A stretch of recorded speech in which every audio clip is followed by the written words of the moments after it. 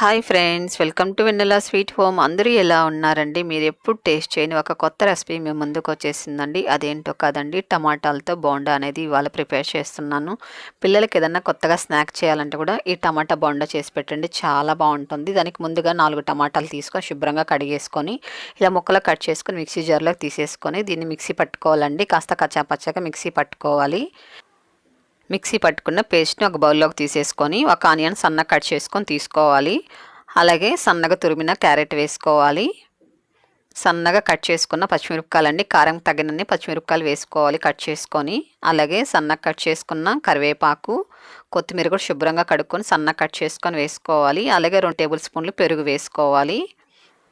పెరుగు ఫ్రెష్గా ఉండే పెరుగు తీసుకోవాలండి, పుల్లటి పెరుగు వేయకండి. ఇందులో తగినంత సాల్ట్ వేసుకోవాలి. ఒక్క చిటికెడు వంట సోడా వేసుకోవాలండి, కుకింగ్ సోడా ఉంటుంది కదా, అది ఒక్క చిటికెడు వేసుకుంటే సరిపోతుంది. ఎక్కువ వేయకండి, ఎక్కువ వేసారనుకోండి ఆయిల్ ఎక్కువ పీల్చుకుంటుంది. కాబట్టి ఒక్క చిటికెడు వేయండి. వేయకపోయినా కూడా బాగా చక్కగానే వస్తాయండి. ఇప్పుడు ఇదంతా బాగా కలుపుకోవాలి.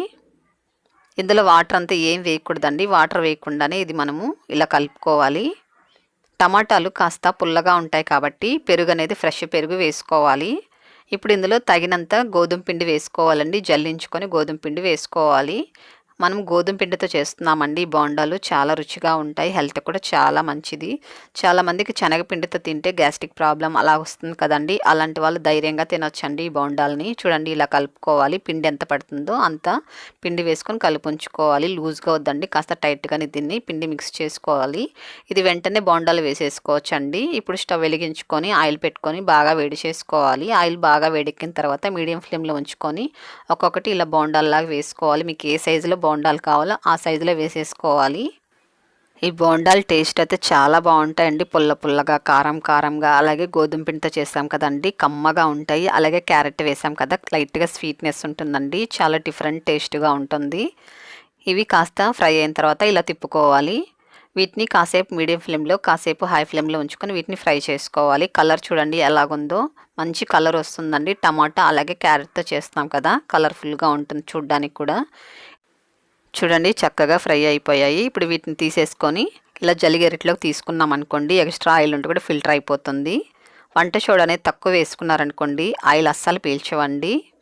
మనం గోధుమ పిండితో చేస్తున్నాం కాబట్టి క్రిస్పీగా చాలా సాఫ్ట్గానే వస్తాయి. అన్నీ ఇలాగే ఫ్రై చేసుకొని తీసుకొని టిష్యూ పేపర్ పైన తీసేసుకోవాలి.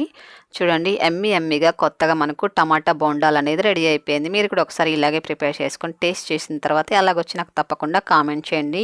మీ ఫ్రెండ్స్కి, మీ తెలిసిన వారందరికీ ఈ వీడియోని తప్పకుండా షేర్ చేయండి, లైక్ చేయండి. మొదటిసారి మీరు కనుక మన ఛానల్ చూస్తున్నట్టు తప్పకుండా ఛానల్ని సబ్స్క్రైబ్ చేసుకోండి.